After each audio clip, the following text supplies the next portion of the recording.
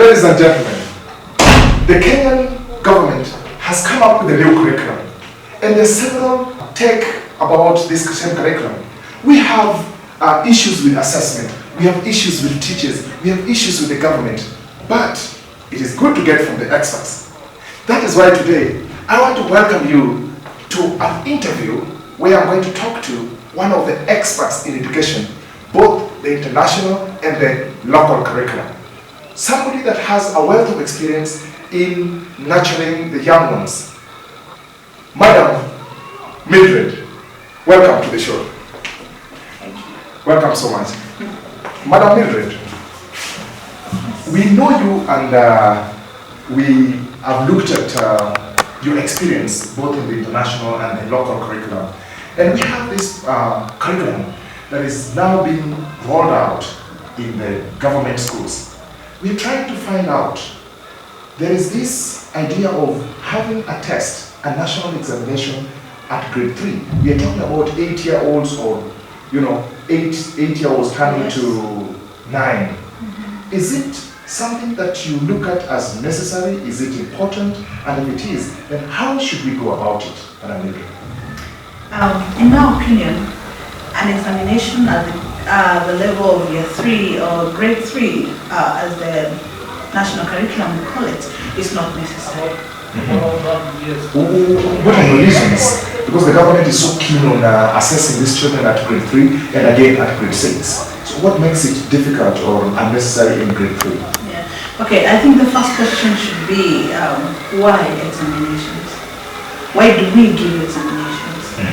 Yeah, because I believe at this level, examinations or testing should be given so that we can move the way forward.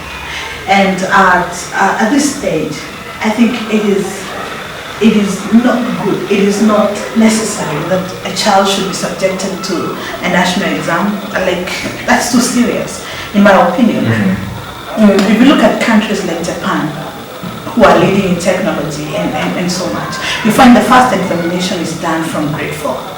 Children from preschool to grade 3, they're just learning life skills, they're just adjusting and getting to love education. I love the angle that you're bringing.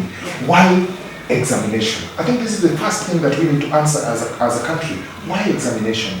And I like the fact that you brought in some of the leading countries in education, and you mentioned Japan, that they bring in the assessment at the end of year 4. This is something that we need to look at. Is it because of the development of the child? Is it because, why do you think year 3 is too early? Is it because they are not fully developed?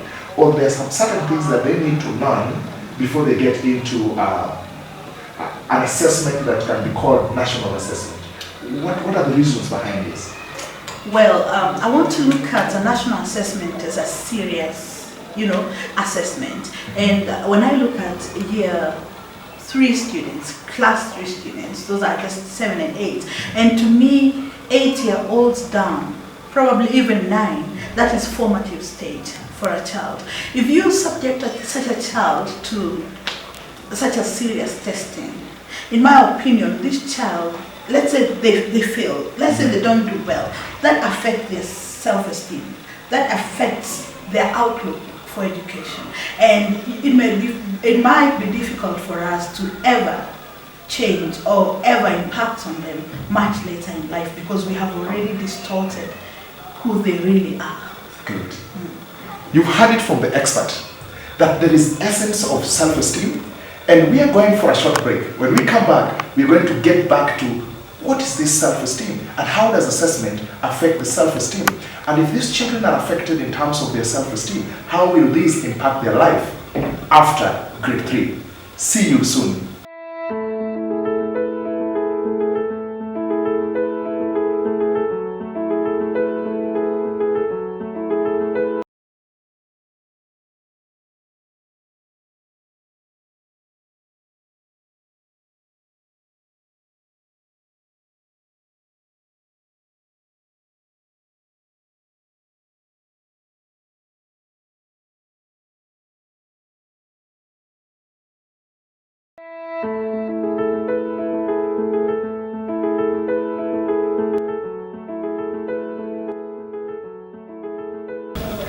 Before we went for the break, we were talking about self-esteem and how the assessment that we're talking about in grade 3 will affect the self-esteem of these children.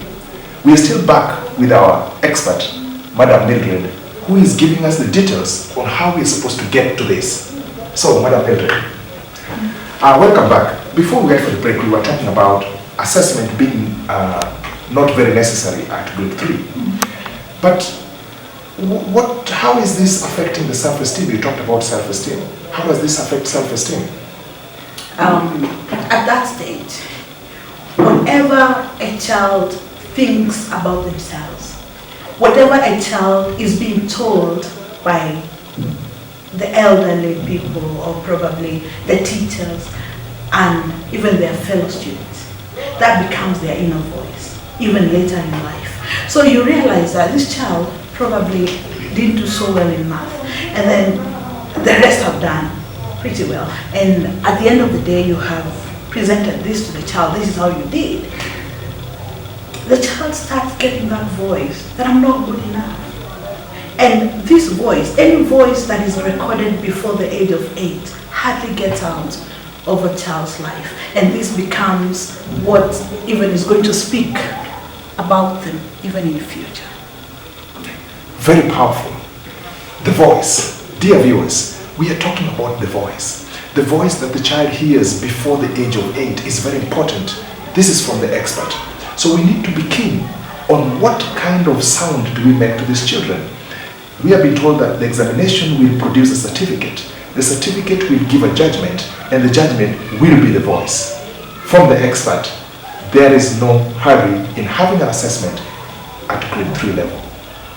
As we move forward, let's go to the nitty-gritties of this. And next time, we will be looking at how we can make the assessment friendlier and not produce the voice that we are getting from the expert. But you watching at home, as a parent, make sure that even if there is no assessment, but let us be keen on the voice, on the words that we tell these children that are below 8. You heard that there is a great effect on their self-esteem. Thank you and see you